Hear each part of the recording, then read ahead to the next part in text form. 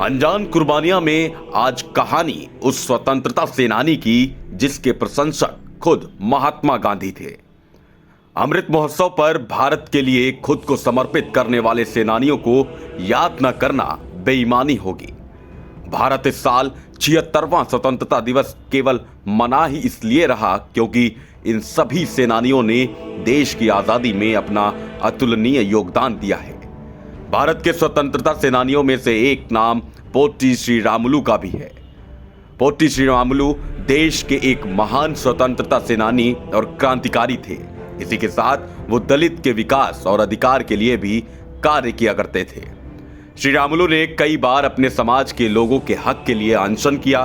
उनकी मौत भी अनशन के दौरान कोमा में जाने की वजह से हुई थी।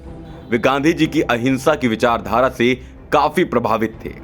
भारत छोड़ो आंदोलन के दौरान उन्होंने गांधी जी के साथ नजदीकी से काम किया था। इस आंदोलन के दौरान वह गांधी जी के साथ जेल भी गए थे। उनके उस योगदान के लिए गांधी जी ने एक बार कहा था कि यदि मेरे पास श्रीरामुलु जैसे 11 और अनुयायी हों तो मैं 1 वर्ष में ब्रिटिश शासन से स्वतंत्रता प्राप्त कर लूंगा। आइए भारत में पोट्टी श्रीरामुलु के इस योगदान के बारे में और जानते हैं। आंध्र प्रदेश के जनक के नाम से जाने जाने वाले पोट्टी श्रीरामुलु का जन्म 16 मार्च 1901 को मद्रास में हुआ था। श्रीरामुलु ने अपनी प्रारंभिक शिक्षा मद्रास के एक हाई स्कूल से की।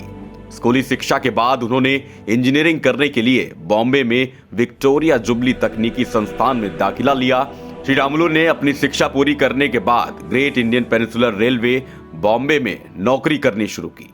वर्ष 1928 में श्रीरामुलु की पत्नी की बच्चे के जन्म के दौरान जान चली गई और उन्होंने अपनी पत्नी और नवजात बच्चों दोनों को खो दिया। बाद में वे महात्मा गांधी के विचारों से बहुत अधिक प्रभावित हुए। इसके 2 साल बाद ही उन्होंने अपनी रेलवे की नौकरी से इस्तीफा दे दिया और गांधी के साबरमती आश्रम चले गए। श्रीरामुलु ने मार्च 1946 में दलितों के हक के लिए भी भूख हड़ताल की। नेल्लोर के श्री वेणुगोपाल स्वामी मंदिर के साथ सभी पवित्र स्थानों में श्रीरामुलु ने दलितों के लिए प्रवेश की मांग की। इसकी मांग को पूरा करने के लिए उन्होंने 23 दिनों का पहला आमरण अनशन शुरू किया। 23 दिनों के इस अनशन के बाद वहां रहने वाले दलितों को मंदिर में प्रवेश किए जाने की अनुमति मिली। पोट्टी श्रीरामुलु ने आंध्र प्रदेश नामक नव राज्य बनवाने के लिए 58 दिन अनशन किया। अनशन की शुरुआत 19 अक्टूबर 1952 में हुई। अक्टूबर में शुरू हुआ अनशन 58 दिनों तक चला। इतने लंबे समय के अनशन की वजह से वो कोमा में चले गए। कोमा में जाने के बाद उनकी मौत हो गई। श्रीरामुलु के निधन के करीब 4 दिन बाद ही आंध्र प्रदेश मद्रास से अलग होकर एक अलग राज्य बना। तभी से इन्हें आंध्र प्रदेश के जनक के रूप में जाना गया। इस अनशन के दौरान 15 दिसंबर 1952 में उनकी मृत्यु हो गई। गांधी के विचारों से प्रभावित होने के बाद वे भारतीय स्वतंत्रता आंदोलनों का हिस्सा बने।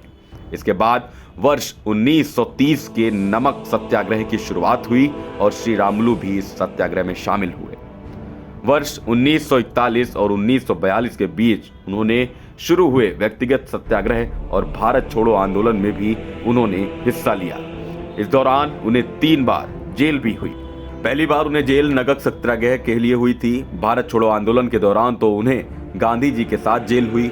1943 से 1944 में श्रीरामुलु ने नेल्लोर जेल में रहकर चरखा कपड़ा कताई को अपनाने के लिए वहीं काम करना शुरू किया। वो जाति और धर्म में किसी भी प्रकार का भेद नहीं किया करते थे और सभी के घरों के द्वारा प्रदान किए हुए भोजन को प्राप्त करने के लिए अधिक जाने जाते थे।